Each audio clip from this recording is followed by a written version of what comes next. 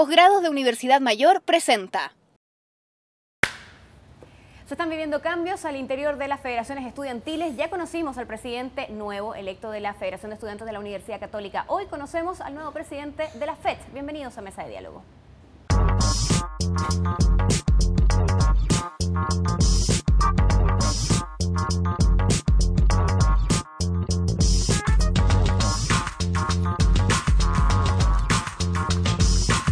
Mesa de Diálogo, desde la Confitería Torres. Hoy nos acompaña Andrés Filman, ingeniero civil en matemáticas, magíster en transporte, fue secretario de comunicaciones de la Federación de Estudiantes de la Universidad de Chile durante el 2012, militante de Izquierda Autónoma y nuevo presidente de la FET. ¿Cómo están ustedes? Bienvenidos a esta nueva mesa de diálogo. Estamos una vez más en la Confitería Torres, este clásico café en el centro de Santiago que existe hace muchísimos años y que por segundo año es nuestra casa y nos permite instalarnos para debatir y conversar acerca de diversas temáticas que por cierto son de todo nuestro interés. Llegamos a ustedes a través del Mostrador TV y por supuesto les agradecemos por mantenerse en contacto con nosotros a través de las redes sociales. Y le agradecemos también a Andrés por aceptar la invitación y querer estar junto a nosotros. Andrés, te queremos conocer un poco más, queremos saber algo más de ti y por cierto de tu mirada, que te toca heredar esto que ha sido tan importante durante los últimos 2 años. La educación es algo importante, debería estar presente siempre. Pero claro, estar a cargo de la Federación de Estudiantes de la Universidad de Chile es un tema bastante pesado. Han sacado adelante muchas cosas, creo que tal vez, claro, si uno lo lleva a tal vez las cifras o cuánto se ha aprobado o cuánto de la discusión y del detalle pequeño, podría lucir que no hay tal vez grandes victorias, pero yo creo que ya el hecho de instalar el tema educacional como un tema importante para el país es una tremenda victoria y eso lo han conseguido los estudiantes. ¿Cómo llegas tú a involucrarte con esto antes de ser presidente de la FET? Yo entré a la universidad en 2005, hace hartos años ya, de hecho ese año ya fue un año de movilizaciones más o menos intensas, mucho menos que el 2011 por cierto, porque fue el año en que se instaló el crédito conable del Estado. Y ahí estuvimos los estudiantes intentando resistirnos a esa medida impuesta por Ricardo Lagos, por cierto. Y bueno, justamente durante todos mis primeros años en la universidad nunca hice carrera dirigencial, pero siempre fui un estudiante como más o menos activo políticamente, en las asambleas, en las marchas, etc. ¿Qué estabas estudiando? Ingeniería, allá en Buchef, en la Universidad de Chile. Perfecto. El 2009 fui parte del centro de estudiantes de mi carrera, que es una carrera más o menos chica, Ingeniería Civil Matemática, fui vicepresidente del centro de estudiantes y el 2011 fui presidente del centro de estudiantes de Ingeniería, entonces me tocó vivir justamente los grandes meses de paro, de fuertes movilizaciones, recuerdo algunas marchas, las más grandes, con 2000 personas de mi facultad en la calle, entonces movilizaciones bien intensas como presidente del centro de estudiantes. A partir de ahí, el año pasado, o sea, este año digo, el 2012, fui parte de la conducción como parte de la mesa FECH junto a Gabriel, como secretario de comunicaciones de la FECH y bueno, este año ahora me toca ser presidente de la FECH. Ok, ¿y tu interés por involucrarte en esto implica, no sé, algo que ha venido desde siempre, que en el proceso te fuiste dando cuenta que era importante dar ciertas luchas? Porque en general, partir tal vez desde los liderazgos en las áreas estudiantiles implica después, en muchos de los casos, una carrera en torno al servicio público, puede ser la política u otras áreas. A mí siempre me interesó, o sea, sí, siempre me interesó harto la política en general, en particular el tema educacional, que es un tema, en el fondo, como muy clave de la estructura tan desigual y tan individualista que tenemos en el país. Así que en ese sentido, claro. Sin embargo, yo también, o sea, he tenido siempre otra pata que de hecho fue la que desarrollé durante más tiempo en la universidad, que es el interés por la carrera académica, siempre fui como un estudiante más o menos ñoño también en mi facultad. Hasta que, muy aplicado. Hasta que lo abandoné un poco estos últimos años, ya con menos ramos, etcétera, pero así que en ese sentido, para el futuro no sabría qué me depara. Yo siempre me imaginé más bien haciendo carrera académica, pero hace 2 años nunca me hubiera imaginado que iba a estar donde estoy ahora, así que tampoco me aventuro a decir qué estaré haciendo en algunos años más. ¿Y cómo decides atreverte? Porque implica bastantes costos también. Sí, yo diría que o sea, el paso más, como el punto de quiebre fue cuando decidí postularme al Centro de Estudiantes de Ingeniería, porque el Centro de Estudiantes de mi carrera, por ser una carrera más chica, era menos tiempo, era menos pega, finalmente menos compromiso. Y cuando decidí postular al Centro de Estudiantes de Ingeniería tenía mucho que ver con que había un proceso de varios años, en el particular que la izquierda había estado en el Centro de Estudiantes de Ingeniería.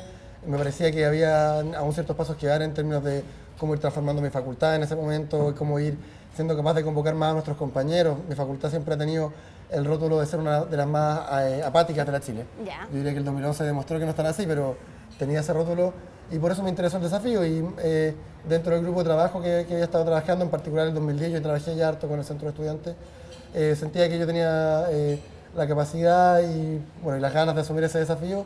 Y después las cosas se fueron dando también, en el fondo, después de un 2011 tan intenso. Y en particular yo en 2011 en el fondo ingresé a militar al proyecto político del cual hoy día soy parte, que es la Izquierda Autónoma, y sentía que era importante en el fondo también ser parte de una federación para ser capaces de impulsar las políticas que nos interesaban no solamente a nivel de la facultad, sino que a nivel de la universidad, y también para la incidencia que esperábamos que el movimiento estudiantil tuviera a nivel de las disputas políticas ya a nivel transversal. Y en ese sentido sentía que una candidatura mía aportaba mucho, por un lado, las posibilidades como concretas de ganar la elección, y también de cómo pudiera aportar yo mismo a la federación si es que quedaba. Porque en ese momento el candidato era Gabriel, pero Claro. nos tocó tener dos personas en la mesa y yo ser el segundo, entonces bueno, me tocó estar en la fecha.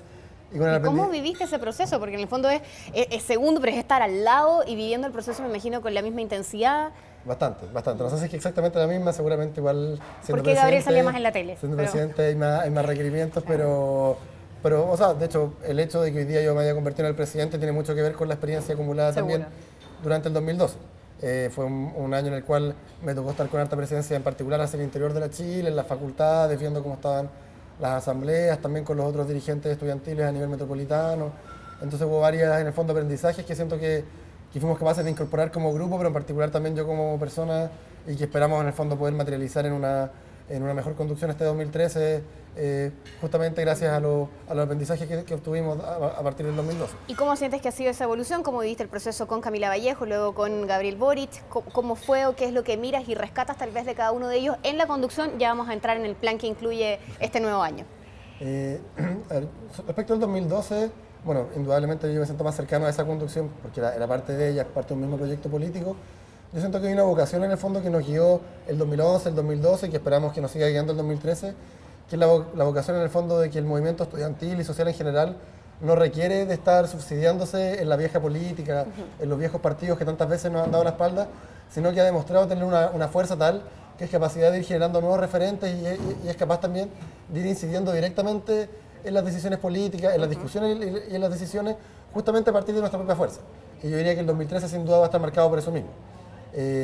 Con respecto a la Camila, yo diría que hay un tema que uno tiene que admirar bastante, o sea, que yo admiro bastante de su conducción, tiene que ver con cómo ella fue capaz, por un lado, de asumir un año que nadie se esperaba que en el fondo que fuera como fue. Claro. Eso demostró como una convicción, una vocación bien importante de su parte, y también un carisma y una capacidad de hablarle a la gente que me parece que es muy importante de incorporar, porque finalmente el movimiento estudiantil hoy día no solamente es de los estudiantes, sino que ha sido capaz de ir sumando a grandes sectores de la sociedad. Yo diría que eso es gran parte de su potencia en el fondo, y es fundamental conservar eso. ¿Y cuál es el gran consejo que te dio Gabriel para enfrentar todo esto que viene?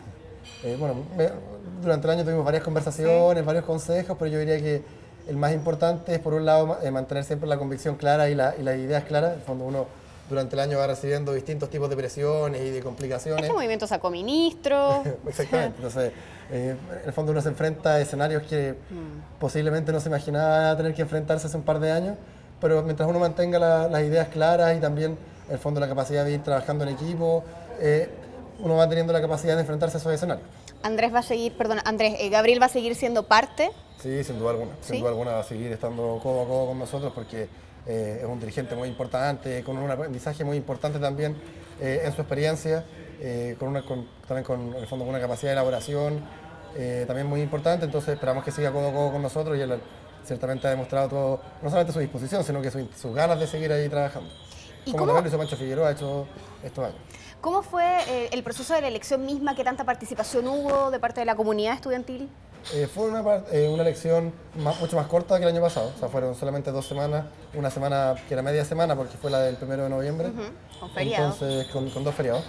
Entonces, eso nos quitó quizás más tiempo para poder estar en todas las facultades, pero sin embargo yo rescataría 2 cosas bien interesantes. O sea, por un lado, la sensación de que al ir a las facultades, hablar a los compañeros, decirles en las salas, por ejemplo, lo importante que era movilizarse, en los debates, la sensación de que ellos mantienen la convicción igualmente profunda, igualmente tajante, pese a llevar 2 años en el fondo de tanta movilización. O sea, se nota que nuestros compañeros siguen sintiendo parte de un movimiento estudiantil y social que tiene no solamente la capacidad, sino que incluso la responsabilidad de seguir luchando para transformar Chile. Y eso fue como bien gratificante en el fondo, de saber que la federación no está sola, no tiene sentido si es que está sola, y que nuestros compañeros están ahí en primera línea, justamente empujando a la federación y no al revés.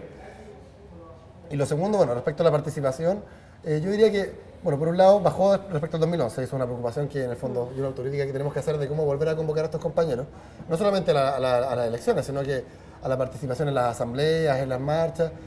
Sin embargo, se mantiene, es una elección FECH que se mantiene sobre los quórum históricos, sobre el promedio histórico, lo cual demuestra que para nuestros compañeros sigue siendo un momento especialmente importante, que la FECH sigue teniendo un rol importante, bueno, porque el movimiento estudiantil sigue teniendo un rol importante y que por lo mismo no es indiferente quien la conduzca.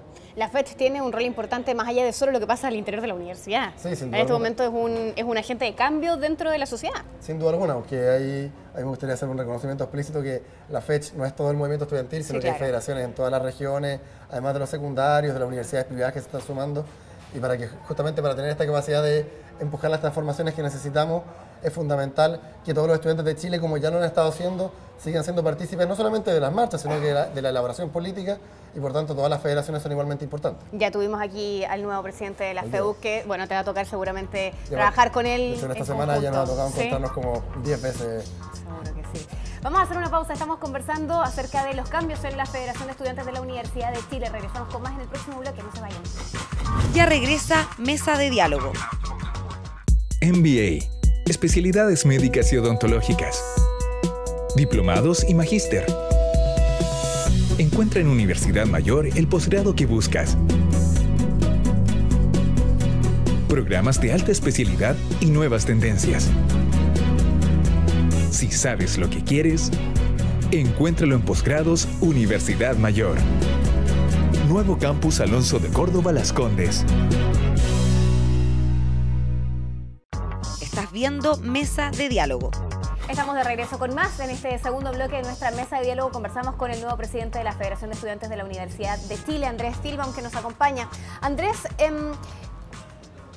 hay muchas cosas que han sido importantes durante estos últimos 2 años y que han logrado ustedes como movimiento estudiantil poner sobre la mesa. Muchas cosas que en gran medida han involucrado a la ciudadanía completa, que va más allá de solo los estudiantes, que pasó por convencer a los padres que esto era también importante. Se suma también los estudiantes secundarios, se da una pelea incluso por la educación preescolar. O sea, es un movimiento completamente transversal.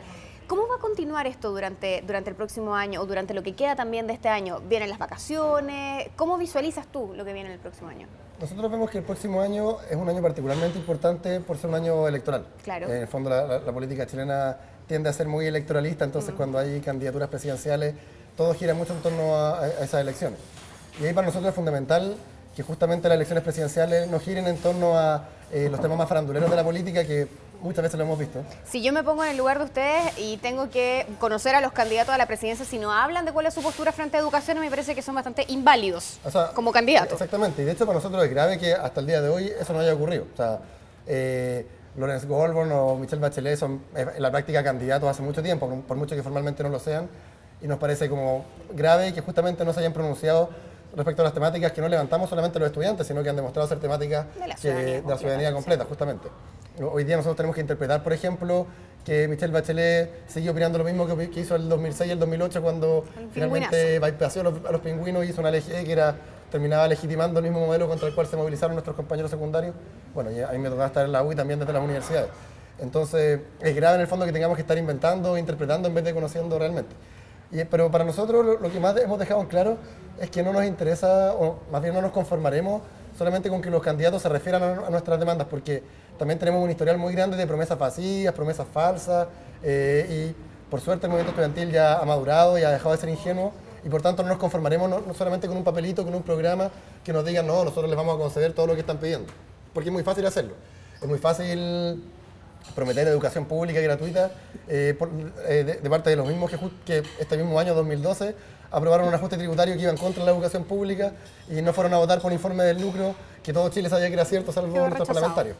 Entonces, nosotros en el fondo lo que le vamos a dejar bien en claro a los candidatos es que si ellos quieren recuperar parte de la legitimidad que claramente han perdido prácticamente por completo, tienen que hacerse cargo de que las transformaciones que ellos prometan empiecen a cursar desde el mismo 2012.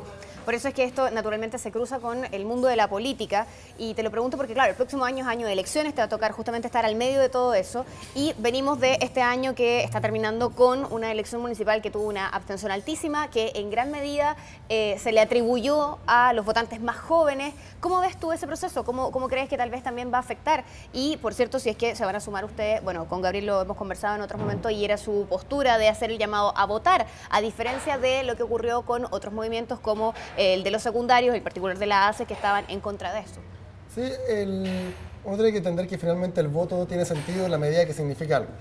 Si la abstención fue tan alta, yo diría que no tiene que ver con flojera, alguien por ahí dijo que era el Transantiago, como buscando cualquier tipo de excusa, o echándole la culpa al voto voluntario, sino que tiene que ver con que si es que finalmente ir a votar no va a tener ninguna significancia concreta sobre mi vida, la de mi familia, la de mis vecinos, entonces ¿para qué? En las municipales en particular, uno se encontraba con que la mayor parte de las comunas del país nos hacían elegir entre dos proyectos, que era el de la concertación y el de la derecha, que finalmente eran prácticamente el mismo. Y que peor aún se paraban en la vereda al frente de todo lo que exigimos en las calles estos 2 años. Entonces es muy fácil entender por qué la gente no se sintió convocada a ir a votar. Cuando, no sé, muchos dicen que claro, los jóvenes son flojos o demuestran que la política no les interesa. O sea, para mí dices que un movimiento estudiantil, o sea, muchos de estos jóvenes que no fueron a votar, son los mismos que estuvieron dispuestos a arriesgar becas el 2011, son los mismos que estuvieron dispuestos a perder un año de estudio o a perder sus vacaciones. Entonces claramente no es por flojera que no están yendo a votar. Y eso también es hacer política. O sea, justamente eso va a ser política. Sino porque los proyectos que tendrían que convocarlo no lo están haciendo. Ahora, para nosotros el desafío más importante no solamente, porque es muy fácil denunciar en el fondo que hoy día no hay proyectos políticos que convoquen, pero ahí el desafío más importante para nosotros tiene justamente que ver con cómo ir construyendo proyectos nuevos que tengan la capacidad de sí convocar. Pero esa construcción, por cierto, y hablando en particular del tema de educación, no puede pasar solo por ustedes. O sea, si no hay un diálogo y la construcción es en conjunto, difícilmente va a ser viable. No, por supuesto. O sea, hay que distinguir entre lo que está ocurriendo ahora en el corto plazo, donde evidentemente las transformaciones tienen que pasar finalmente por los espacios institucionales que nos han dado la espalda todas estas veces. Por eso yo decía antes que para nosotros es fundamental emplazar a los candidatos a hacerse cargo de que las transformaciones ocurran en el mismo 2013 y no dejar que siga pasando más tiempo. Pero además, y acá por ejemplo nosotros vemos que lo que pasó en las elecciones de la FECH, pero también en la FEUC, y bueno, veremos qué pasa en las otras federaciones que están recién empezando su proceso eleccionario, demuestra que nuestros compañeros se van sintiendo parte de la construcción de nuevos referentes políticos justamente al calor de las luchas sociales que están surgiendo. Y eso no solamente en el plano estudiantil, sino que también lo que está ocurriendo en Freirina, en Aysén, en muchos conflictos del mundo laboral, van demostrando de que hoy día hay un potencial de nuevas organizaciones, en el fondo de nuevas fuerzas sociales que tienen reivindicaciones muy importantes y que se dan cuenta de que los espacios supuestamente democráticos no encuentran espacio y que por tanto van generando nuevos referentes.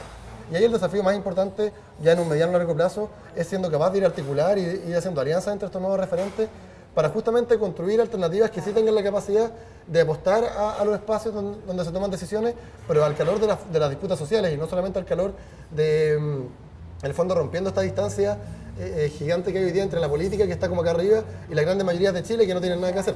O sea, hoy día cuando vemos tristemente que un llamado de Lucic importa mucho más que 500.000 personas en las calles. Y una de las cosas que ha sido de las más polémicas y que por cierto hemos tenido aquí en esta mesa también conversando a las personas involucradas dentro del ámbito de la educación, claro, está cuánto finalmente se iba a destinar del presupuesto para esto. Tiene que ver con los deudores del crédito Corfo. Son 106.000 familias que están involucradas en este proceso, en un proceso que es bastante complejo también, que en algunos casos ha llegado a embargo. Sabemos perfectamente cómo funciona esto. ¿Cuál es tu mirada de lo que ha ocurrido con esta especie de baja que además ha sido anunciada como una gran medida y que se sabe que queda un porcentaje de los estudiantes todavía sin solución? Y tal vez desde el otro lado, siendo un poco abogado del diablo, uno dice, bueno, difícilmente se puede encontrar una solución para el 100% de los casos.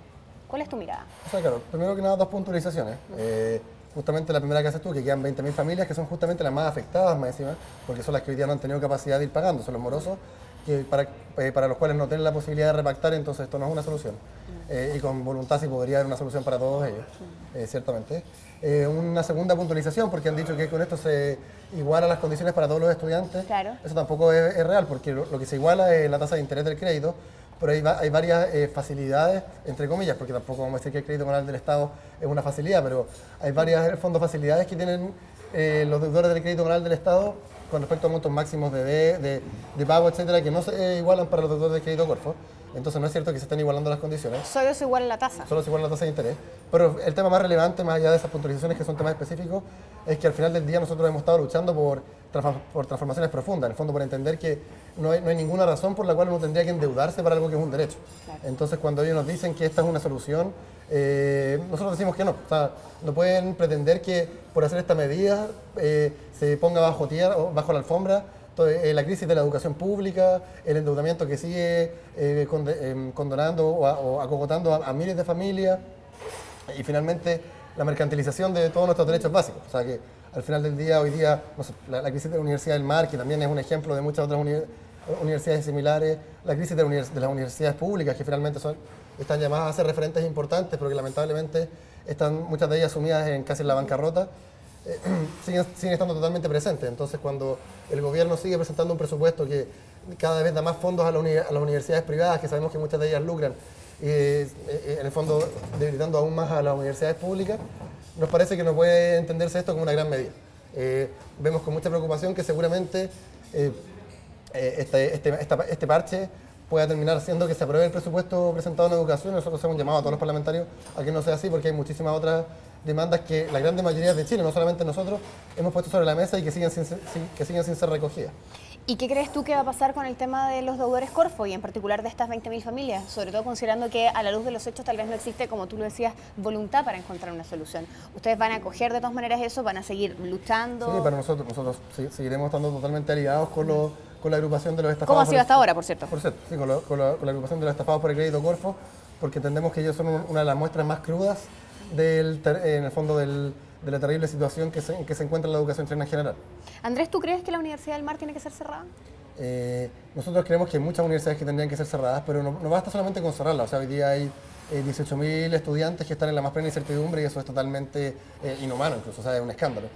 Y en ese sentido es fundamental que el Estado, el Ministerio, no solamente se hagan cargo de cerrarlas, sino que también de ofrecer una alternativa.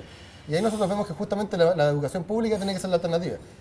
Cuando recién estalló el caso, por allá por mayo, junio, la Universidad de Tarapacá, por ejemplo, se manifestó abierta a recibir a los estudiantes que quedan sin universidad, justamente porque es inaceptable que queden en el aire, claro.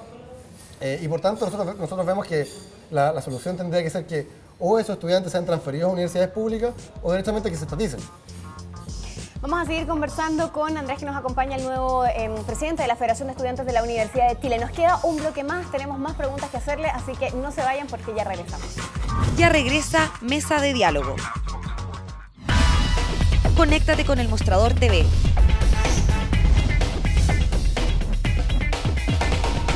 Búscanos en Facebook. Síguenos en Twitter. Comparte nuestros videos. Y revisa nuestra web. Nos mantenemos conectados a ti gracias a las redes. El Mostrador TV. Estás viendo Mesa de Diálogo. Gracias por quedarse junto a nosotros. Iniciamos el tercer bloque de Mesa de Diálogo, como siempre saludando a la Universidad Mayor, un lugar donde en su área de posgrado puedes encontrar programas de alta especialidad y nuevas tendencias. Si sabes lo que quieres, encuéntralo en Universidad Mayor. Y conversamos nosotros con el nuevo presidente de la Federación de Estudiantes de la Universidad de Chile, Andrés Filbaum, que está acompañándonos en esta Mesa de Diálogo. ¿Hay cambios al interior de la universidad? Mucho se ha hablado de un movimiento a veces un tanto fraccionado, los han criticado bastante en el último tiempo, Gabriel recibe unas críticas bastante duras también. Bueno, en primer lugar, nosotros hacemos un llamado importante al fondo a entender que en los procesos eleccionarios muchas veces, justamente recién fueron nuestras elecciones, es normal que se tensionen un poco más las relaciones porque es cuando más explicitamos nuestras diferencias, nuestras tesis, pero es fundamental que después de eso volvamos a trabajar en unidad. Hemos hecho un llamado bien profundo a toda la mesa, en el fondo FECH, y bueno, que evidentemente se extiende al resto de los dirigentes estudiantiles, a que entendamos que nuestros adversarios, nuestros desafíos son demasiado grandes como para estar peleándonos entre nosotros, finalmente. En ese sentido, nosotros tenemos confianza de que va a ser así porque normalmente se ha logrado. O sea, se ha logrado de que, pese a que dentro del movimiento estudiantil conviven diversas tesis. Y en consecuencia hay diferencias naturales, claro. Lo cual tampoco es malo. hemos tenido la madurez siempre de entender cuándo esas diferencias está bien en el fondo explicitarlas y discutirlas, y cuándo es más importante dejarlas hacer internas, resolverlas y después actuar como un solo actor. Y respecto a la universidad, nosotros vemos que lamentablemente hay muy pocos cambios. O sea, el 2011 marca un punto en el fondo de decir, nosotros queremos, por ejemplo, más educación pública, y lamentablemente vemos hoy día que en Chile hay muy poca educación pública, o quizás no hay. Nosotros hemos dicho en muchas partes que la Universidad de Chile es una muy buena educación, o sea, una muy buena universidad particular subvencionada. En el sentido de, claro, recibe subvención del Estado, muy poca, pero recibe subvención del Estado, pero se comporta en forma muy parecida a todo el resto de las universidades. Una universidad que se plantea como objetivo ser muy competitiva, ser la mejor dentro de este gran mercado de universidades, pero no demostrarle en el fondo al país por qué es conveniente tener más y mejor educación pública. Y para nosotros es incomprensible que después de todo lo que ocurrió estos últimos 2 años, la Universidad de Chile se mantenga exactamente igual. Y ahí hay una serie de transformaciones internas que la Universidad de Chile tiene que empezar a incorporar, en el fondo, y que dependen solamente de su propia voluntad. Hay muchas que no. Evidentemente la Universidad de Chile no va a ser gratuita mientras no reciba más fondos del Estado, obvio. Pero sí hay varios pasos que la universidad puede ir dando para demostrarle al país justamente, en el fondo, que es conveniente tener más educación pública, convertirse en un referente de lo público en general, y que son pasos que tiene que ir dando. ¿Cómo cuáles pasos? Yo voy a mencionar varios que son, creo que hay más, pero los más importantes, por un lado, una equidad, una igualdad mucho mayor entre las facultades. Hoy día la Universidad de Chile tiene facultades que nosotros decimos que son de primer mundo y facultades que son de tercer mundo, y que solamente se diferencian si es que sus disciplinas son o no son rentables para el mercado. Entonces, claro, facultades como la mía, la Facultad de Ingeniería, tienen la capacidad de estar haciendo ahora un edificio espectacular con piscina, estacionamiento y canchas de squash. ¿Altamente rentable? Claro, porque una facultad es altamente rentable, y claro, rico tener canchas de squash, pero al mismo tiempo en ciencias, por ejemplo, hacen experimentos en casuchas, en media agua, básicamente. Y evidentemente la universidad no puede tener ese tipo de diferencia. El tema del canal de televisión. Para nosotros es fundamental que la universidad se ponga como un objetivo importante recuperar su canal de televisión. Hoy día hay cosas pasando, o sea, con la nueva ley de televisión digital, con un contrato que en los próximos años la Universidad de Chile puede decir que no va a renovar la concesión. Entonces, hoy día es posible que la universidad tome la decisión determinada de volver a tener un canal de televisión donde se pueda volver a hacer televisión pública de calidad, y para las mayorías, en el fondo. Hoy día nadie lo hace porque tenemos televisión totalmente secuestrada por la dictadura del rating. Entonces, normalmente hacen televisión solamente basura, básicamente.